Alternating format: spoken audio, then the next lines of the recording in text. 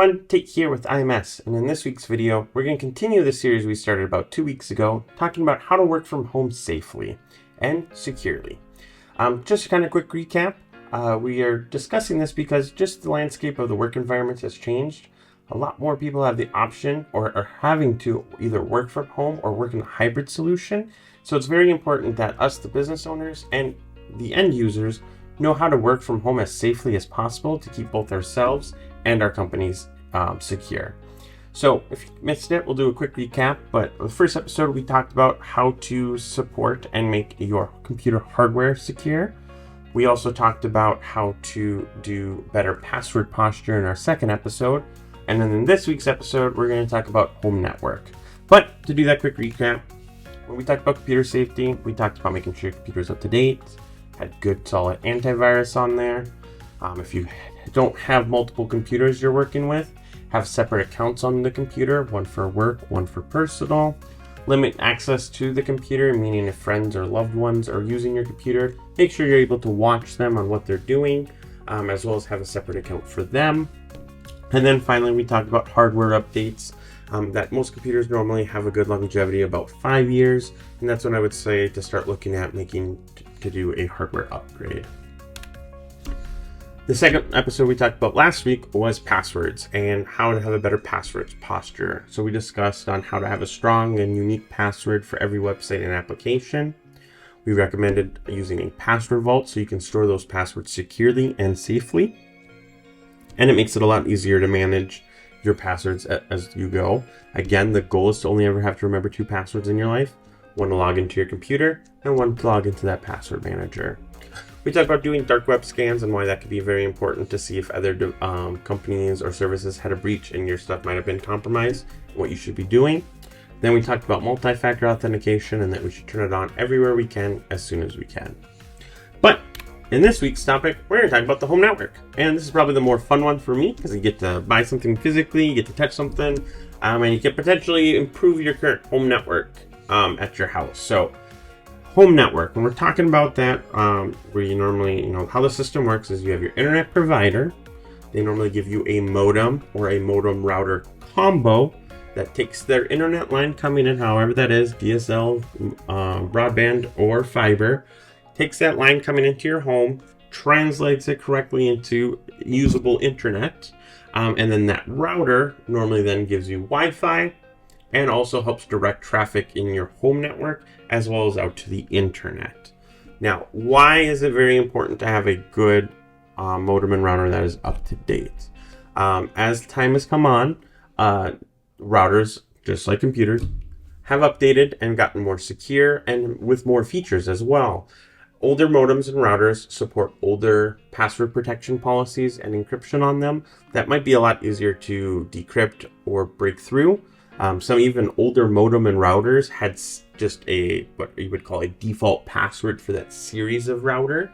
And so you and your neighbor next door, if you guys have the same router, your Wi-Fi password might be the same thing and you don't even know it. So again, similar to the computer landscape, I recommend doing a modem and router update every 5 years. And so you ask, how do I do that? It can be actually quite simple. Your internet provider 9 times out of 10 tries to start up a lease system with you where you might be paying monthly $10, $15 depending on your internet provider to rent that modem and router combo. You will never own that device, but the idea is that they will always be giving you a working device. So if you're in that lease system, I would recommend giving a call to your current ISP if you have been with them for over 5 years. Just be like, hey, I have this modem and router combo back when I first set up. Is there a newer one that I can get my hands on? And then normally they'll schedule a tech to come out to get that swapped out for you. So then you can have that potentially faster, stronger internet, as well as a more secure network.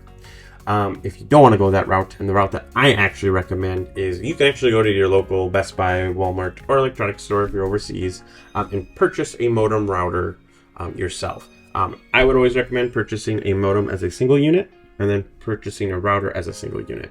Reason why I recommend that, the router side is universal. It can take anything as long as it goes through Ethernet, which I don't know a modem that doesn't distribute internet as Ethernet. And then it creates your home network, creates your Wi-Fi, all that good stuff. The modem sometimes is specific to your internet provider. So if you're someone that moves or changes internet providers, you might have to swap out the modem piece, but then you would never have to swap out the router piece. So it'd just be kind of plug and play. So when looking at purchasing a modem, make sure you get something that is compatible with your internet provider. Again, either call them, or sometimes they have a list on the website. So you can go through there and actually go do all that fun stuff. And then you normally just have to call them. They validate that it's the correct model. They might get like a serial number from it. And then they'll activate it and you're off to the races. For your router, this all kind of depends on what you're looking at doing. And we're going to discuss a little bit more on the next step here on that prosumer firewall. But again, get something that's going to be strong enough, newer, that will hopefully help cover your Wi-Fi needs, both on amount of devices in your home, as well as your distance of your house. Not, again, a guide here on what router to purchase, but definitely talk to your local electronics store. They'll normally have a tech in there that'll help you get squared away. But if you have questions, always feel free to leave a comment below or email us at info@imsnetworking.com, and I might be able to help you go through there. But the next topic we're going to talk about is going to be kind of the one-all be-all kind of solution, and that's purchase a prosumer or commercial firewall. Now, 9 times out of 10, your home network does not need a commercial firewall. There's some firewalls out there that say they're commercial, but I would consider them more of a prosumer. One, just kind of the picture here that I'm using is called Ubiquity's Dream Router. It is definitely targeted towards businesses, but works amazing at home as well. So what is a firewall? So a firewall normally has multiple things built into it. You have your router device inside of it, where it's actually helping you route your traffic around. And then it's going to have a higher level firewall that's actually going to allow you to help block potential incoming and outgoing traffic, as long as you don't, it'll block it or approve it depending on what rules you kind of set in place to it. And again, don't get too scared about that. Something like, again, using this Dream Router as an example, when you plug it in and turn it on, you just go through your app on your phone to set it up, and then it asks you what level of firewall strength you want to do. I recommend just turning it to the maximum settings, and then if you notice any issues with any of your applications or Netflix, Hulu, or what have you, slowly just reel it back a little bit till you kind of find that happy medium. So you're like, hey, why would the firewall? That sounds expensive. It actually really isn't. A normal modem or router normally will cost you $100-ish for the modem. Your router can be $200 to $500-600 depending on how much square footage you need. This Dream Router, which is your router and your firewall built in together, is $200. It'll actually have Wi-Fi 6 built into it. Not the new Wi-Fi 7, but Wi-Fi 6. They'll probably have Wi-Fi 7 eventually. And then you're plug and play off to races from your modem. If you need more coverage, you can purchase additional access points.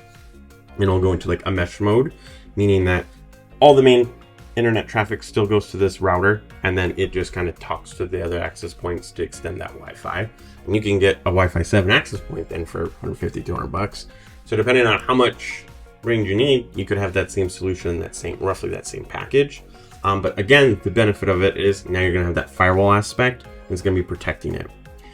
Normal routers that you get from either your internet provider or Walmart, Best Buy, what have you, have a built-in firewall, but it's very bare bones. Most of it's just turned on automatically, and you have to go in there and customize it yourself. And if you don't know what you're doing, that can be very difficult. While something like the Dream Router or other brands out there too, they have options for you where it's just a set and forget it kind of, and that's what most people prefer. So moving on to the next topic then, I was talking about how to have a strong password on your Wi-Fi. So if you are going the route of setting up your own like Dream Router or prosumer firewall, they'll have you create a Wi-Fi password, use that password vault we talked about in our previous video, create a strong secure password, and then put it in there. I always recommend the longer and the uglier the better when it comes to this password, because remember, 9 times out of 10, you plug this password in once and that device will remember it. So then you don't have to always have to be typing it in every single time you show up at your house. You're just kind of set and forget it, and then you have a really good, strong, secure password. And again, there's options in like your password vaults to make memorable, easy passwords that are easier to type, but still have that nice security level.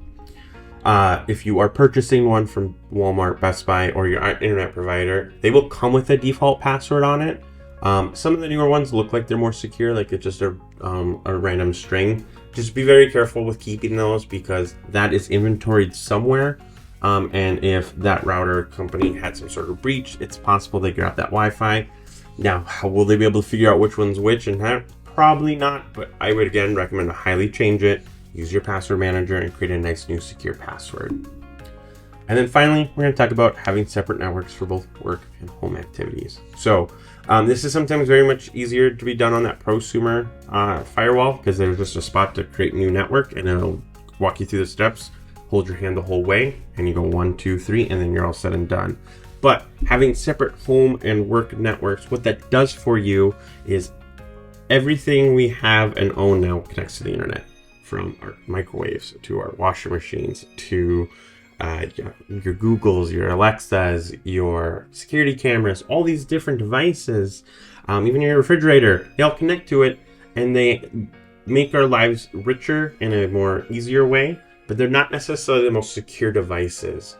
So what can happen is that an attacker, and we've seen articles and news stuff about it, they'll get into the network through one of these devices, and from there they're able to hop to a computer that might have that secure data, your finance files, your work files, and that's where things can get a little scary.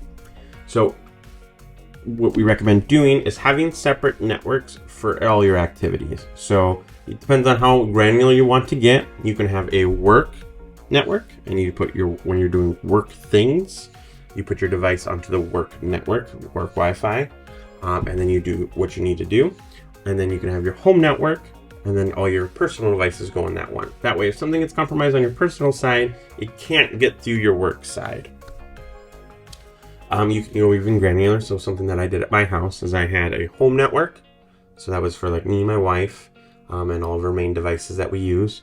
I had an IoT network, meaning my Amazon Alexas, like my Xbox, the stuff that needs to connect to the internet but doesn't necessarily need to talk to other things. I put those on their own network. I got a little stingy and made a guest network, so like when friends and family came over, I could give them slower Wi-Fi and not ruin my speeds, but you don't have to be an evil Grinch like I was. And then I had a work Wi-Fi that me and my wife used when we were working from home, and that worked out really, really well. So having that segmentation, depending on which device gets compromised, they can't get to your other networks, and that's where you really start seeing that huge level of home security. Now, if you don't have that prosumer net firewall, most standard grade home networks will allow you to have a separate Wi-Fi or enable a guest network. What I would recommend doing is enabling that network, creating that home strong password on it, and I would maybe do that one as your work one. Again, that's just separated from your stuff. A guest network normally means it's isolated, so it can't talk to other devices on the same network. And that's kind of what you're looking for. So if you have questions, concerns, or wondering how to do that, again, shoot us an email at info@imsnetworking.com or drop a comment down below and I will try and do a personal video on that. If I have that hardware, maybe I can do a full tutorial on it, but we'll see what happens. All right, that kind of wraps up on this week's video. Hope we all kind of had fun with that little network knowledge. If you guys like this one or would like a more in-depth one in networking, let me know and I would love to do a series on that because that'd be a lot of fun. But thank you so much for taking the time to watch this video, and I'll catch you guys all in the next week's episode for our final one of this series. Have everyone a great day and take care.